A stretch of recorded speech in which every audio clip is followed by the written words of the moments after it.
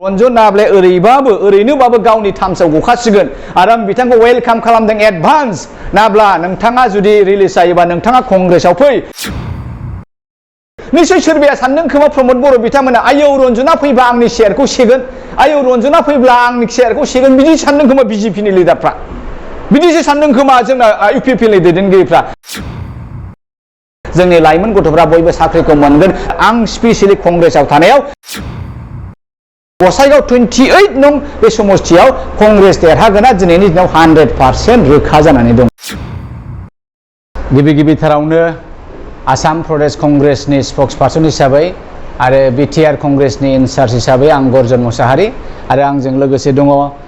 चिरां जिल्लानि कंग्रेसनि प्रेसिडेन्ट बिथां सन्जीब औवारी आरो लोगोसे दंबावो जोंनि क'क्राझार डिस्ट्रिक्ट कंग्रेसनि एक्टिभ वार्कार फंबाय हाबिल आली दिनै जोङो बे समाव गसाइगाव साब डिभिजननि पर्टेल निउसखौ मिडियाखौ जोङो लेंनायनि खारनानो बेनो जे दानि फैबाय थानाय बाय इलेक्शन थामहिनबा उपनिर्बाचन स्पेसियेलि जोंनि बे 28 नं गसाइगाव एलएसिखौ लानानै जोङो जे कंग्रेसनिफ्राय खोब जोङो गोसो गुदुङै खोब सांग्राङै जे इलेक्शननि थाखाय जोङो थियारि जादों दा बेनि सोमोन्दैनो फंनैसो रायजो राजानो बुंथिनो थाखाय गसाइगाव ओनसोलनि बे 28 नं एलएसिनि गसाइगाव एलएसिनि रायजो राजाफोरनो बुंथिनो थाखाय आङो दिनैनि बे मिडिया जिरायनायखौ लेंनाय जादों। डेफिनेटलि कंग्रेसआ नेशनेल पलिटिकल पार्टी जेरै बिजेपिआबो नेशनेल पलिटिकल पार्टी नर्मेलि बे बर' हारिया गोबां बोसोरनिफ्रायनो गावनि हारिखौ मोनसे उदांस्रि होनो थाखाय थामहिनबा बड'लेण्ड सोरजिनो थाखाय गोबां रोखोमनि दावहा जोङो नांबोबाय थादों दा बै दावहानि समाव बै सेन्टिमेन्टनि समाव बै इमसननि समाव नंगौ बै समाव आन्चलिक दलनि अनगायै थामहिनबा रिजनेल दलनि अनगायै गुबुन मोनसे सोरबा दल फैयोब्ला बिसोरखौ बर' हारिया जोलैनि हांगारबो होननानै बुंबोबाय थादोंमोन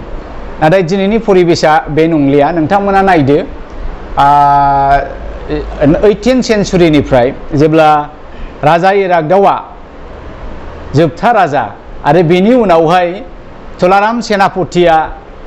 बै बर' रायजोखौ गाबथानानै दोनदोंमोन खोनानाय बायदिबा ब्रिटिश आमोलाव बिथाङा 50 रां दान बान्था मोनोमोन मासावहाय 50 रुपिससिम बै अबस्थानिफ्रायनो सोमदोननि समनिफ्रायनो बे बर' हारिया गावनि आथिङाव गसंनो फेरलेबसे हा सोरजिनो होननानै जोङो नांबोबाय थादों दा बेबायदिनो फैयै जोङो ओरैहाय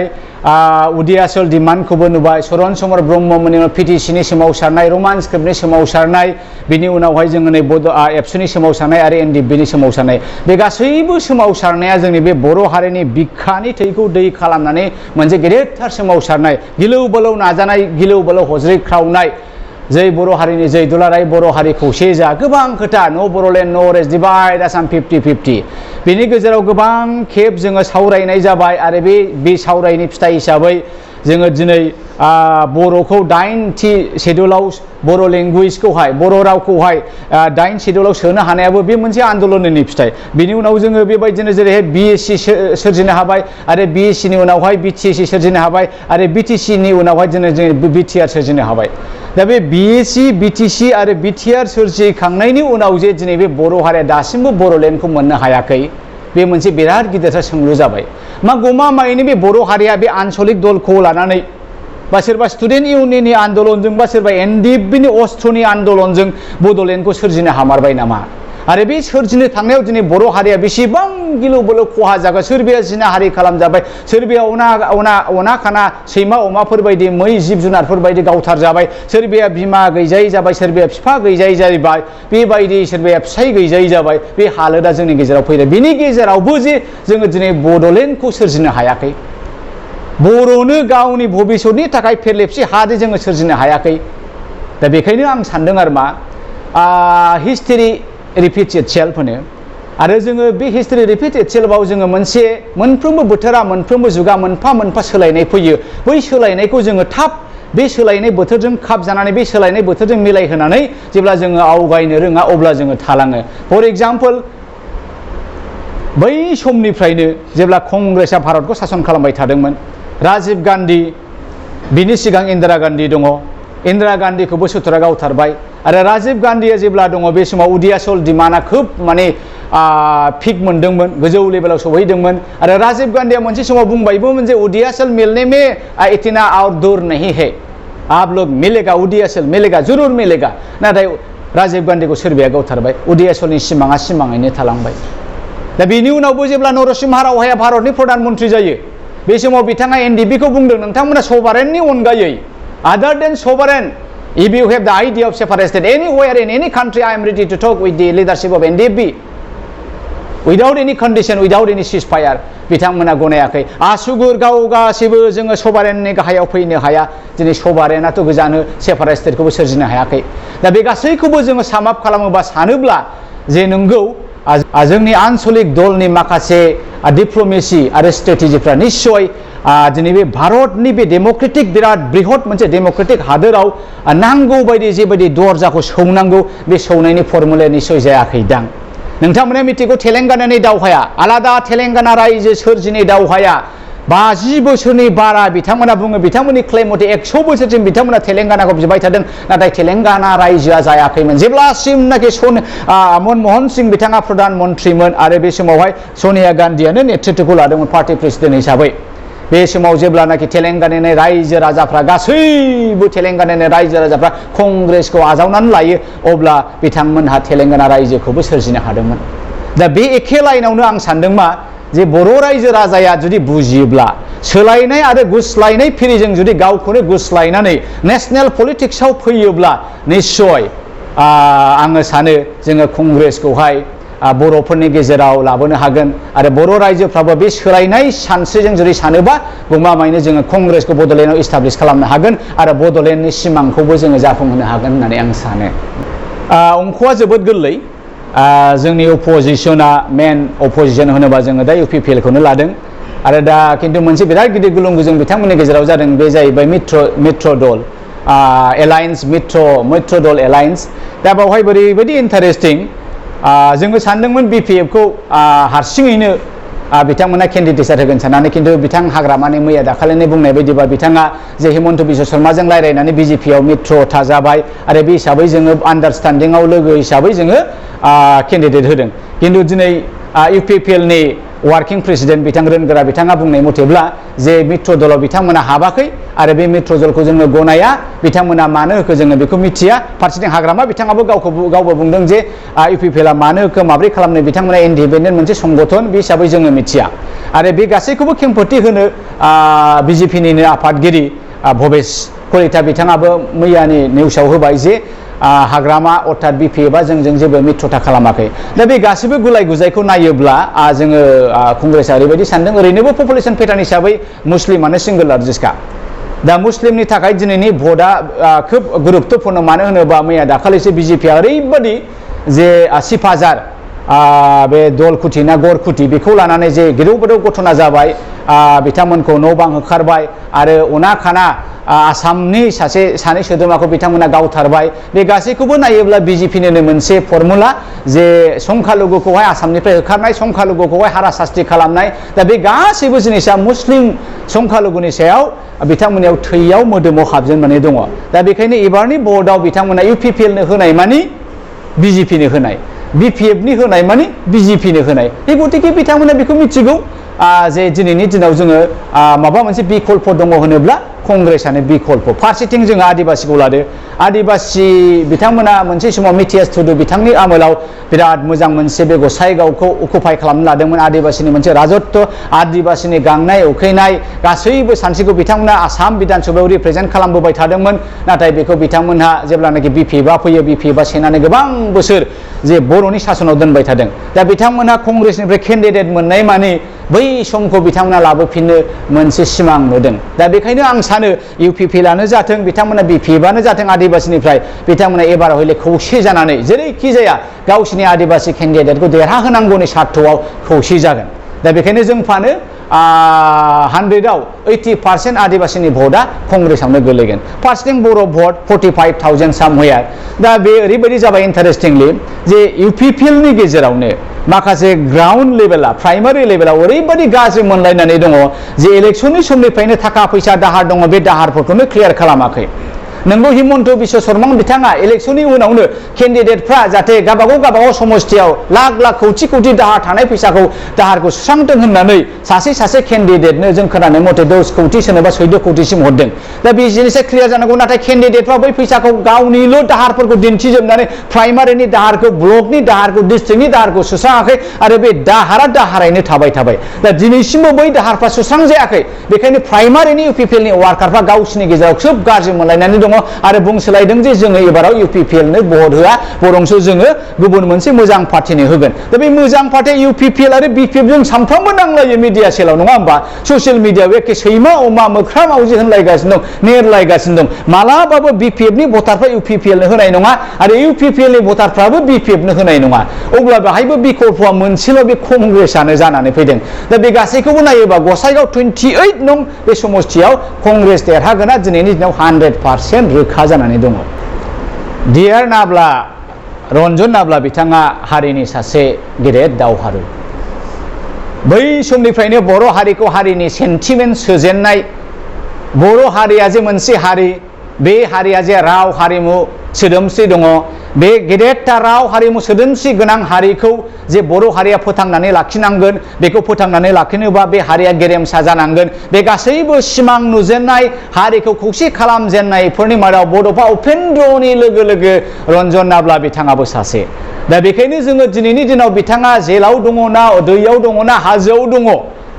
ना अबावबा थाखोमानानै दङ बे मानसिखौ नागिर लाबोनानै बे बर' हारिया बर'नि गेजेराव गेदेमा महरै हारिखौ सिबिनो जोङो सुबिदा होनांगौ जों बयनिबो दायित्व दा बेखायनो आं सानो दिनैनि दिनावहाय एक्चुअलि बिजेपि आरो इउपिपिएलआ मा सानदों आं बुजियाखै मैया दाखालनि इउबिएलनि जे जोनोमखौ जोङो नायोबा बे मोनसे बिराद गिदिर पलिटिकेल खैसार खारन मानो होनोब्ला बिथां प्राणेश्वर सिंह सुरजित सिंह प्राणेश्वर बिथाङा बुंनाय बादिब्ला जे सप्ता खनसे बिथांमोना इउबिएल खौ डिक्लेयार खालामनायनि सिगांनो माने इउबिएल आलायनो बबावबा माने फैसा एक्सटर्सन खालामदों पार्टियानो डिक्लेयार जायाखै पार्टियानो जोनोम जायाखै बे माहाय मा सोरनावबा ओंखाम जाहैदोंना सोरनावबा दै लोंदोंना सोरनावबा फन हरदों बे बबे लजिकआव जानो हायो बे जानो हाया बाहाय हमजादों बिथांमोननि पलिसिया आरो बिनि उनावहाय दाना हिमन्त बिश्व शर्मा बिथाङा होनबाय थाबाय गले जे अस्त्रधारी संगठने मीडिया आही ओपेनली जुदि आमाक थेटेनिं दि अस्त्र लै पेलाय उमुक गुला उमुक थुलाम जुदि हैतुकय रन्जन नाब्ला डांगरियाक जुदि इमान दिनत माजत रिलिज नखरा तेने हइले आमी अखम बाकी गुलाम बे खोथाखौथ' बिथांमोना होनाखै होनदों मोनसे एंगेलाव होनदों खिन्थु अस्त्र लानानै होनाखै सिगिदोंसो दा बिथाङा बेखौ फाननानै आसामनि मुख्यमन्त्री चिफ मिनिस्टार बिथां हिमन्त बिश्व शर्माया बेखौ बुंदों बाहाय जोङो मोनसे फोरमान जायो जे बिथाङा रन्जननि रिलिजखौ लानानै बिथाङाबो जिंगासिनानै दङ दा बेखायनो इउबिएल खौ हाग्रायाव थिनहरनानै ओरै खालामबाय रन्जन रिलिजनि दावहा नांनाया रन्जन रिलिजनि बे हज्रिनाया एसे कन्ट्रल जायो नामा लेवारनि खुगायाव संख्रि होनाय जायो नामा बे पलिसिनि थाखाय सोरबाया राजखान्थि खैसारजों इउबिएल खौ जोनोम होदों जोङो बेखौ नुदों दा नाथाय बे बुरबकनि खामानि जादों आङो सानदों दिनैनि दिनावहाय कंग्रेसआ जुदि गभर्नमेन्टआव दङमोनब्ला if today in today's time if Congress was in power we would have take advantage to release Ranjan नाब्ला दैमारि बिथां खारन बिथांखौ रिलिज खालामनाय लोगो बिथांनि हाजार लाख बर' रायजो राजा मोनग्राया बे गभर्नमेन्टखौ मोजां मोनगौमोन दा बिजेपिआ बेखौ सिनायनो रोङाखै इउपिपिएलआ बेखौ सिनायनो रोङाखै निश्चय सोरबाया सानदों खोमा प्रमद बर' बिथांमोना आयौ रन्जना फैबा आंनि शेयारखौ सेगोन आयौ रन्जना फैब्ला आंनि शेयारखौ सेगोन बिदि सानदों खोमा बिजेपिनि लिडारफ्रा बिदिसो सानदों खोमा जोंना इउपिपिएलनि दैदेनगिरिफ्रा बे भुल बिथांमोना दिनैनि दिनाव रन्जनखौ जेसे हायो एसे गोख्रै रिलिज खालामोब्ला रायजो राजानि साबायसखौ मोनगोन रायजो राजानि अनसायनायखौ मोनगोन आं बेखायनो बुंदों रन्जन नाब्लाया ओरैनोबाबो गावनि थामसाव गखासिगोन आरो आं बिथांखौ वेलकाम खालामदों एडभान्स नाब्ला नोंथाङा जुदि रिलिज जायोबा नोंथाङा कंग्रेसआव फै कंग्रेसआ खारन हारि आरो धोरोम बासिया जासे सरकार खालामग्रा मोनसे भारतनि नियम आरो नितिजों सोलिग्रा मोनसे पार्टी आरो जुदि जोङो एबाराव जुदि पावाराव फैयोब्ला जोङो रन्जन दैमारिया जुदि दासिमबो बै समसिम जेलाव थायोबा जोङो रन्जन दैमारिखौ रिलिज खालामनाय प्रथम एजेन्डाखौ जोङो लागोन सार जोबथा कुइसन दायो जे नोंथाङा जिहेतु सेन्ट्रेल कंग्रेसआव दङ दा बे हिसाबै कंग्रेसआ बुंग्रायाव फैयोब्ला नोंथाङा मा मोनसे सोलायनाया डेफिनेटलि 100% सोलायनाय बिजेपिया ओरैबायदि मोनसे सरकार सम्प्रदाय असमियाफ्रा होनो नङा होमबा बे माने एखेबारे माने मोनसे नेशनेल पलिटिकेल पार्टी बियो जानो समाया बिजेपिनि जोनोमानो अपोजिशन बिजेपिनि सिगां जनता पार्टीमोन आरो बै जनता पार्टी बै आरएसएसनि सानस्रिनिफ्राय जोनोम मोननाय दा बे जनता पार्टीया बै भारत उदांस्रि समनिफ्रायनो दङ बिथांमोनहा दा बै समावबो बिथांमोनहा उदांस्रि दावहारुफोरनि बेरेखा थानानै ब्रिटिशफोरजोंथ' थानानै बिथांमोनहा मा खालामोमोन बै दावहारुफोरखौ भारत उदांस्रि दावहारु नांग्राफोरखौ हमहैयोमोन आरमा दा बे एखे रलखौनो बिथांमोना लाबोदों दिनैबो बिजेपिया माबा मोनसे मोजां सोलोंदों होनबा ब्रिटिशफोरनिफ्राय माबायदि टेक्स लानांगौ बबे सम्पतिखौ सोरनो फाननांगौ बे देशद्रहिनि खामानिखौनो बिजेपिया मावबोबाय थादों माबा मोनसे मावदों होनोबा अपोजिशन माने उल्था मावबानो जायो बेखौनो अपोजिशन लायो बिथांमोना दिनै नोङो नायदो दिनै भारतनारिफ्रा गासै भारतनारि सिटिजेनफ्रा दिनै भारताव बेसेबां बिजेपिनि आमोलाव जोंहा हारासास्ति जादों जोंहा दिनै खामानि दामानि गैला स्कुल कलेज गैला साख्रि बाख्रि गैला बेफार बानिज्य बेखार फालांगि गैला अब्ला जोङो मा मावनानै जागोन दा बे गासैखौबो नायदो नोङो दाम आलु थाव संख्रि फानलु गारि मटर सालायग्रा थावा बारायजोब्बाय आरो जों खोनादों एबारावलायनो बे कर्टनि माखासे नै बिथाङा उकिल बिथाङा साबसिन बुंनो हागोन जे कर्टआव जे जोङो दलिलफोर बानाया होमबा एफिडेभिटफोर बानाया होमबा बैनि फिसआ डाबल ट्रिपल बारायजोबसिगोन जाय दलिलखौ जोङो 10 थाखानि बायोमोन जाय दलिलखौ जोङो 20 थाखानि बायोमोन बेफोरनि दामा 200 बेफोरनि दामा 5 भारतनारिखौ बिथांमोनहा खस्थ' होनायनि अनगायै भारतनारिखौ बिथांमोनहा दुखु होनायनि अनगायै बिथांमोनहा जेबो रोङा दा बेखायनो जों सानो बे गासैखौबो नायोबा कंग्रेसआ कमप्लिटलि गोदान मोनसे सानस्रि दिनैनि दिनाव कंग्रेसआ मोनसे गोदान मोनसे सानस्रि राहुल गान्धी बिथांनि सानस्रिया प्रियंका गान्धी बिथांनि सानस्रिया दिनै नोंथांमोना नुबाय कान्हाया कुमाराबो कंग्रेसआव फैबाय नोंथांमोना नुबाय दिनै प्रशांत किशोराबो कंग्रेसआव हाबबाय बेबायदि एफा मोजां सानग्रा बिथांमोना जुदि माबा मोनसे मोजां नुनानै कंग्रेसआव हाबदोंबा निस्सय माबा मोनसे मावनो आंग्रिखांनानै फैदों दा बेखायनो आङो बर' रायजो राजा नोंथांमोननो मोनसे साहस मोनसे फोथायनायखौ होनो नागिरदों कंग्रेसआ एबाराव गोदान सानस्रि गोदान गोहो गोदान बोलो गोदान मिजिं लानानै फैदों जोङो माबा मोनसे मावोब्ला हारि आरो हादोर जौगानायनि खामानिखौ मावगोन जोंनि लाइमोन गथ'फ्रा बयबो मोजां फरायनायखौ मोनगोन जोंनि लाइमोन गथ'फ्रा बयबो साख्रिखौ मोनगोन जोंनि लाइमोन गथ'फ्रा बेफार बानिज्य मावनो मोनगोन आरो आं स्पेसियेलि कंग्रेसआव थानायाव आं बेखौ बुंनो नागिरदों जे जोंनि जोहोलाव लाइमोनफ्रा हौवासायानो जा हिनजावसायानो जाया बड'लेण्डआव जेबो कारखाना फेक्टरि साख्रि बाख्रि मावथ'बायनानै जानो जेबो राहा गैया आसामाव गैया बेखायनो जोङो काहा तामिलनाडु काहा महाराष्ट्र काहा केरेला गोजान गोजान जायगायाव ना थफ्ला जुनो थांबाय बायनांगौ माबा मोनसे सिकिउरिटि मावनो थांबाय बायनांगौ बाहाय जोंहा मा जायो जोंनि थालांनाय बिमा हारि आइजोफ्रा जोब खस्थ' मोनो गथ' गथायखौ लेर फिसाय गैयियाव खांनो दिगदार मोनो आरो दानि जुगा गाज्रि बेवहायनो जोंनि आइजोफ्रा सोरबा हौवाफोरजों खारफालांदों बेफोरबायदि घटनायाबो जाबाय थादों दा बेफोरखौ गैया खालामनोबा जोङो बड'लेण्डआव गोबां रोखोमनि फेक्टरि कारखाना बा इन्डास्ट्रिफोरखौ जोङो फसंनांगोन आसामाव जोङो फसंनांगोन दा बेखायनो आंनि मोनसे गेदेरसिन चेलेन्जआ बेनो जागोन जुदि कंग्रेसआ एबार आसामाव सरकार दायोब्ला कंग्रेसआ जुदि बिटिआरआव जुदि सरकार दायोबा जोंनि फार्स्ट एजेन्डाया जोंनि लाइमोनफोरनो जोङो माब्रै साख्रि बाख्रि मावनो थाखाय राहा होनो हागोन जोङो बेखौ लागोन आरो 2 नाम्बारा जाहैबाय